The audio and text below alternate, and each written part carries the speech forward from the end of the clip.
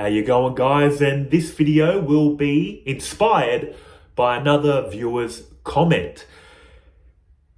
And what I hope to show in this video is, if you've clicked on this video and you're into all of this content, life is a hell, this is the hell realm, this world is misery and suffering, I'm here to tell you, I 100% agree, I will acknowledge that. Also, how can we escape this hell realm? And once you have escaped it and you're in a state of happiness, what can you do moving forward to get others out of the hell realm? So here is the comment. You'll see it there. I'll see it on the trusty iPhone 8. I've had this phone for so long and it still serves me well. iPhone, if you want a sponsorship deal, iPhone 8. I'm always talking about it. But who am I? I'm just a small, humble YouTuber. Any case, thank you for your videos. They really resonate with me. I would like your opinion about something though. You lightly touched on it towards the end of this video. Just for context, the video they're commenting on, I was talking about once you've woken up, you're going to be in a state of happiness, not taking life so serious, that kind of stuff. And all that's left is love and compassion for others, basically. But how can someone be happy while also being conscious of all the suffering in this world? Seeing happy people ignore others' suffering, while many times they're the cause of said suffering, makes it impossible for me to live without automatically resorting to some sort of scathing cynicism. I get a sense that the awakening you're describing is not based on ignorance of the immeasurable suffering present in this world. So how can one be happy and awake while also taking action against the suffering and oppression without falling into resentment for realizing even the best efforts end up as a grain of sand being tossed about by the magnitudes of the ocean? To sum up the question, once you're awakened, once you're happy, once you've escaped the hell realm, how can you still be happy? Sure, you've escaped it, you're happy, but when you look at others, there's so much suffering still. And I usually don't make dot points for videos. I usually just pick a topic or read a comment and flow with it from my spiritual background. But this one, this hell realm, I thought I would create dot points. So let's first talk about escaping the hell realm, the steps we can take, and then what can you do about it once you've escaped, once you've found peace and happiness regarding this question. So here are my dot points for escaping the hell realm. Dot point number 1. You exist. You exist in a hell realm. So let's analyze this you that is existing in the hell realm. This is called self-inquiry. If you're new to my videos or non-duality, self-inquiry, all that kind of stuff, this you that exists, what do you know about yourself? When you say I, what are you talking about? Have you ever investigated what this I is? It's the most obvious thing. You always talk about it. I this, I that. I exist. I'm in a hell. But let's study what this I is. One thing for certain we know we exist and we know we're experiencing. So let's go through each layer of our experience to find what we are. And then we'll head into the other steps. You exist and you're in a hell. Are you aware of this world? Do you know it? Do you know this hellish world, or does it know you? What sounds more true? I know this hellish world. What about this body?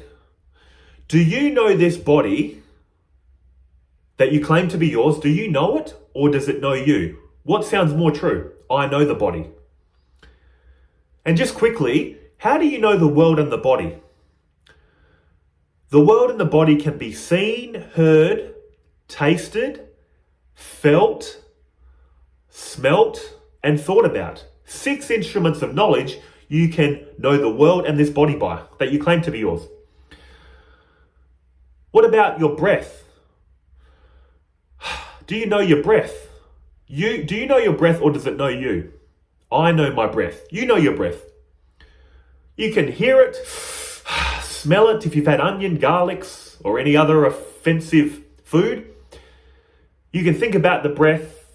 You know it. You know the breath. It doesn't know you. Subtle are still your feelings. You know your feelings. You know those feelings of depression. You know those feelings of anger. You know those feelings of jealousy, resentment. Whatever you're feeling about this hellish realm, you know them. They have objective qualities. You could feel them and you could think about them. And oh boy, don't we think about them when we're in a hell. What's subtler than feelings? Thoughts. And oh boy, do we know our thoughts? Do we know our thoughts or do they know us? You know your thoughts. And if you're clicking on this type of content consistently, you know a lot of hellish thoughts. You're thinking about your feelings, how you're feeling angry, resentful, hateful. You're thinking about these people, this hellish world that is screwing you over. But the fact remains, do you know your thoughts or do they know you? You know them. You see them come and go. So essentially, what's that showing you? You can't be your thoughts. And your whole life is a thought. In this present moment, no doubt your life is a hell. But if you have the time to watch this video, are you in a hell right now watching this? No doubt once you click off this video and live your life, you might be experiencing a hell. But right now, you're in a, I'm assuming, safe, comfortable room. Or you're not in any danger right now. For your ability to watch this, that must be the case. So if you in this moment are at peace, what is your story? What is your life? Thoughts of past and future? Your whole life is a story. Hellish thoughts of the past, hellish thoughts of the future are known to you. Your life is a story. If this story could drop away, there's just this moment. And you are aware of this present moment and any hellish thoughts that appear of past and future. You know your thoughts. If you could go back one more step, what's prior to thinking? What does thinking come out of? A blank.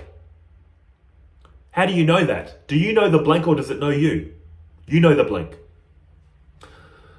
So let's just review. I have explained every layer of your experience from the gross world to the subtle world. You know the world. You know the body. You know your breath, your thoughts, your feelings, the blank that all these thoughts come out of. You know it. You can say, I know it.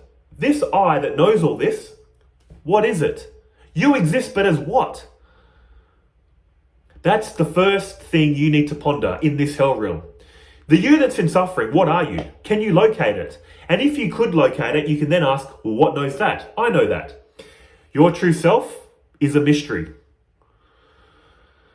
And ultimately, once you get into the teachings of non-duality, this reality, this hell, is in 3 dimensions of space and 1 dimension of time. And that time seems to be going so slowly when you're in the hell. But reality is 3 dimensions of space, 1 dimension of time. You know all this. What is that saying? Reality is in 4 dimensions. You're in the 5th dimension. In fact, you're not even in it, you are it. You know what that 5th dimension is? Consciousness.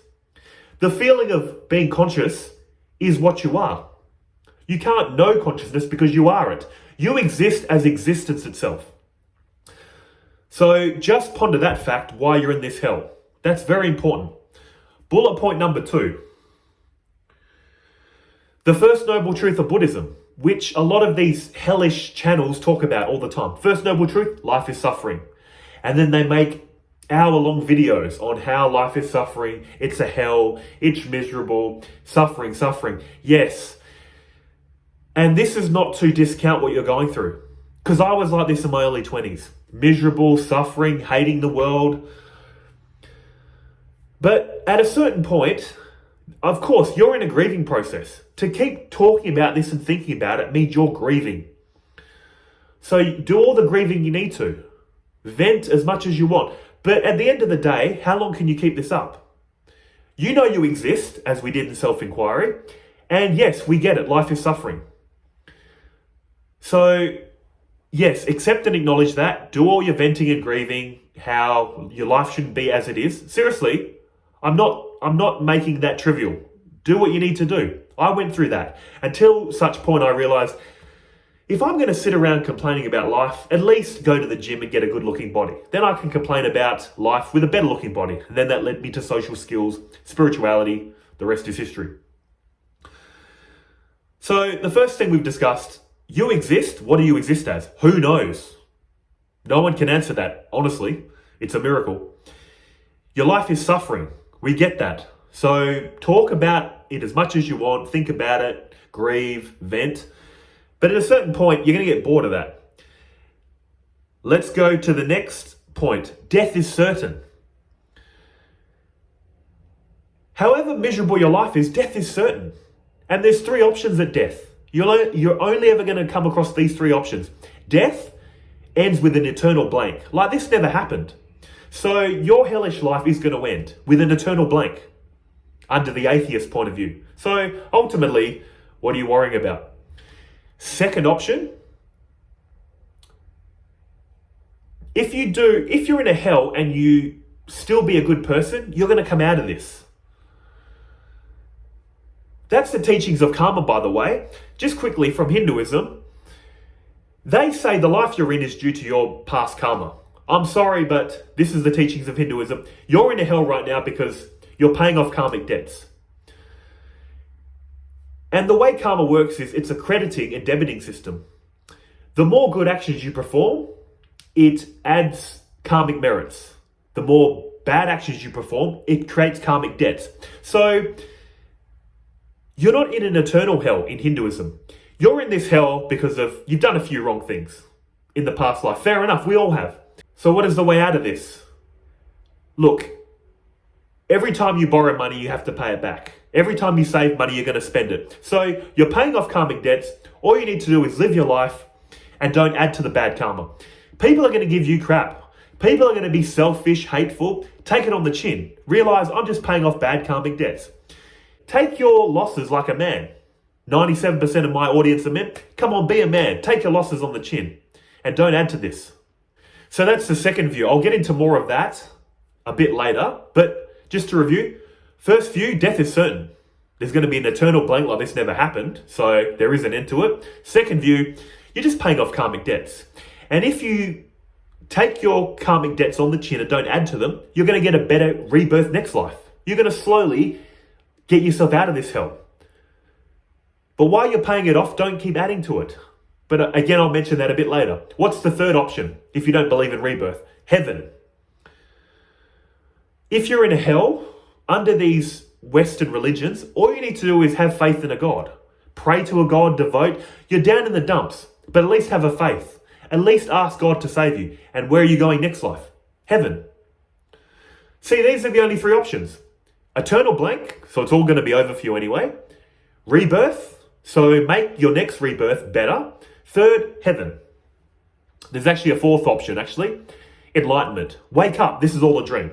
But that is beyond the scope of this video. I talk about that a lot on my channel. So to quickly review where we are, you know you exist in this hell, but what do you exist as? You don't even know what you are when you investigate. Second of all, life is suffering. Yes, we get it. Do as much thinking and talking about that and venting as you need to. Third thing to realize, it's temporary anyway. You're going to die. There's going to be an eternal blank, reincarnation or a heaven. And here's the fourth point I want to say. This world is a hell. It's a trap. So let's study the trap. What does this hell realm want from you? And how does it keep you trapped? It wants you to react. It wants you to desire it. It wants you to get angry. This is what's feeding the trap. This is what's feeding the hell. So once you realize what this reality wants from you, your attention, your reactions, your emotions, your anger, revenge, all those egoic tendencies, what's your only alternative? Once you see what it wants, do the reverse. And this leads me into that third point about karma. Look, you're in the trap. It is miserable. You know what this world wants from you. Attention, anger, negative emotion. Do the reverse. This is why in every spiritual practice and every genuine religion, they talk about show love, compassion. That's going to get you out of the trap. If you believe in rebirth, take your karma on the chin And don't return hate with more hate. Return hate with acceptance. Be a man. Do the right thing. Who was that comedian? Russell Peters. Be a man, do the right thing. Take it on the chin, come on. Pay off your debts and generate good karma. And you will find, honestly, when you start not reacting, when you start asking a God for guidance, whether you believe in a God or not, just try it. When you start a meditation practice, when you develop non-reactivity and not returning hate with hate, it sounds weak to you right now because you're suffering, you're struggling. But trust me, have you tried? If you're going to live in this hell, why not try it? You're in hell anyway. Why not try a bit of meditation, prayer, non-reactivity? Because how's the alternative working for you? If you see what I'm saying. What you'll find slowly, this will dig you out of the hell. It's going to generate good karma and eventually lift you out of this. This reminds me of, just say, I saw this documentary where these self-made millionaires were stripped of all their money for this experiment, dropped off in the city, basically removed all their money, dropped off, they're homeless. And you know what these people can do? These self-made millionaires, dropped off in the city, stripped of all their wealth, they could build it up again. How? They would collect cans, they would set up little deals on the street, hustle. They'd hustle, invest, build networks, build their wealth back up again. They were in a financial hell, but they had the knowledge to escape the financial hell. Financial knowledge will free you from poverty. Spiritual knowledge will free you from this hell that you're in. You're in a spiritual hell. That's what's happened. And what is that spiritual knowledge? Like I said, spiritual practice, meditation, prayer, forgiveness, non-reactivity. That's going to get you out of the hell slowly. It's going to feel like nothing's happening, but it's going to accelerate. Because again, remember, what does this world want from you? Negative attention, reactivity. Give it the opposite and you'll escape the hell. And guys, this is going to take a lot of work. But spirituality is the key. Spirituality with the right spiritual knowledge is going to get you out of it. So ponder these 4 tips. Look over them as much as you want. And you'll realize what I'm saying is just logic. And if everything I've said you agree with and you still don't want to do it, well, what is that showing you? You just enjoy complaining. You don't want to change, which is okay. But again, 97% of my viewers are men. Come on, we're supposed to be men. We're not supposed to sit around and complain for too long. Yes, grieve, yes, vent, but come on. No one's here to save us. We need to save ourselves. So get up and get things done. In the world and spiritually. When you go out in the world, work hard. Nothing can go wrong. Nothing can go wrong when you work hard. Nothing can go wrong when you work on yourself spiritually. It's going to give you such solid inner peace, non-reactivity, and not getting so emotional when things go wrong. That's true stoicism. What's that ideal view of a man?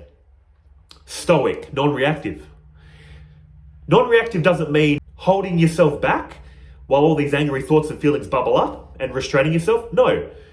True non-reactivity is studying your mind, mastering your mind, and not allowing people and situations to affect you. Allowing negative thoughts and feelings to come and go. Come and go. Master your mind and you've mastered the world. That's true stoicism. But you can only do that when you investigate why this reality is trapping you, how your mind is trapping you. Study the trap to be free from it. Once you're free from this trap, let's get back to the question at the start of this video, which was basically, to sum it up, when you've awakened to this reality, how can you truly be happy when others are in suffering? Well, here's what you're going to realize. If this world is suffering in misery and I was in misery, it's better to come out of my own suffering and misery. That makes one less miserable person. And you're not doing it through materialism. Yeah, sure, go out and try to make money, make your material circumstances better. But ultimately, this path is an inner journey. You're not harming anyone. You're not taking advantage of anyone. You're coming out of this hell internally. Once you find inner peace and happiness, you're going to have a sense of humor and lightheartedness to your life and your problems. Once you've mastered your mind, You can laugh at your problems, laugh at your mind, how it's trying to trap you, how it's trying to get you angry. Master the mind and you can have a sense of humor. What about others? You're not going to laugh at them. You're going to have a sense of humor and inner peace for yourself and your problems. What about the world? Love and compassion. When people come up to me these days, I mirror what they're thinking and feeling. If they come up to me with a light-hearted attitude, I'm light-hearted and happy. If they come up to me with holding their head, they're miserable, they're suffering, that triggers a lot of compassion and empathy in me. So how can you remain happy when the world's miserable? What can this little grain of sand do in this vast ocean? All it can do is wake up to the truth, the real truth of your true self. Your true self is peace and happiness. Once you do that, you'll be surprised. Your actions ripple through this reality. Once you're in a state of inner peace and happiness, if someone's angry or rude to you, it's better to show them patience, non-reactivity. If someone's angry at you, you might be their tipping point. They're angry because they're hurting, they're suffering. If you're angry back, that might tip them into thinking, I knew this life was suffering. I knew this life was miserable. Screw this, I'm going to end it all. Because there's no love in this world anyway. But you can also tip them into the positive side. They're angry, they're suffering, you show them compassion, love. And then in their head, they'll go, hang on, there are good people out there. Maybe this world isn't so bad after all. See what I'm saying? You can only get yourself out of the suffering through introspection, philosophy, and spiritual practice. And then when you move about this world, if you can't help others, you won't make their life worse. And your calming vibe, your loving vibe will send ripples through this reality that can help them wake up. So that's basically it, guys. Again, the question for this video, even if you wake up, there's so much suffering. Study how suffering happens, then you'll be free from it and realize why everyone else is in suffering. Basically, your true self is inner peace, is happiness that's getting clouded by desire. So if that's true for you, it's true for everyone. Your true self is in a state of peace, so is everyone else, true self. But everyone's getting angry because their desires are being blocked. That's causing them to hurt, that's causing them to lash out. So if you know all anger and negative tendencies are coming from a sense of fear and hurt, why get angry back? They're in fear and they're hurting. So don't replace hate with more hate. And in that game of rock, paper, scissors, paper absorbs rock. Your ego is a contraction. Your ego is the sense of fear, solid. Your true self is like paper, like love. Paper absorbs rock, love absorbs hate. And to truly love and be compassionate is strength. To truly open yourself up and absorb negativity, hate, let it pass straight through you, is strength. Because what's the other alternative? They're a rock of hate and anger, so are you. You clash. When they're a rock of hate and you're a open, empty space, it passes right through you.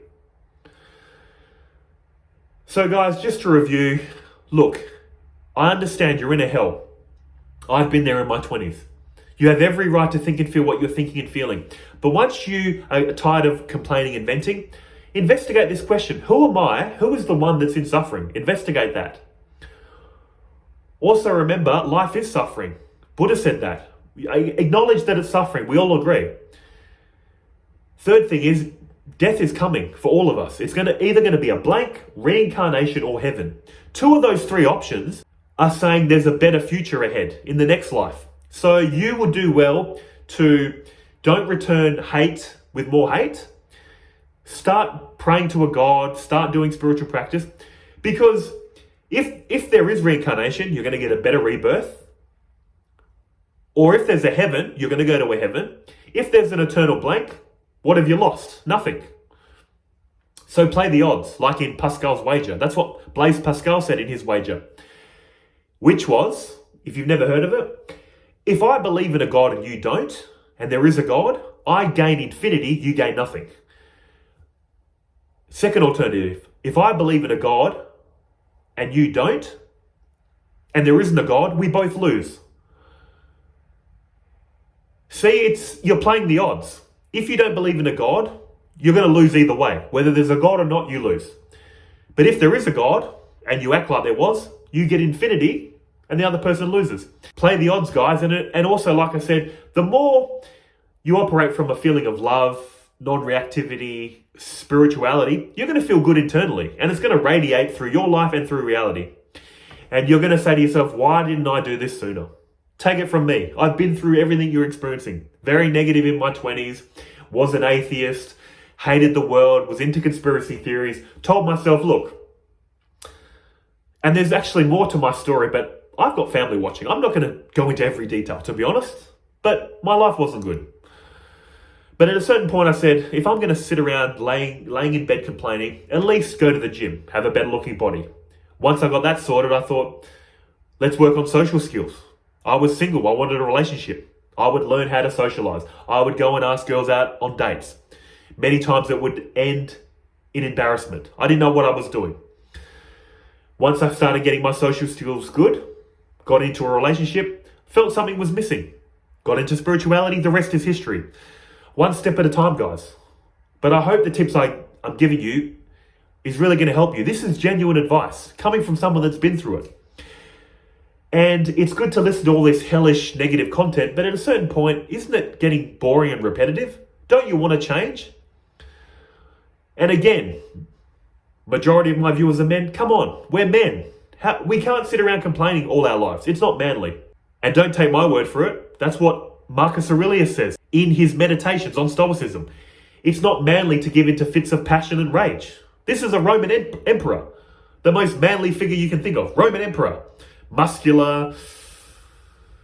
He's a king, gladiators, muscles, calm, stable mind, strong mind. Come on, it's not manly, he's telling us. And it's true. So, I hope this video helps. And if you like more of this content, of course, I'm going to address the negatives of life, but I'm also going to heavily lean into the solution. Because come on, guys, how long do you want to be in misery and suffering? It's not very fun. So, hope it helps. Take care. See ya.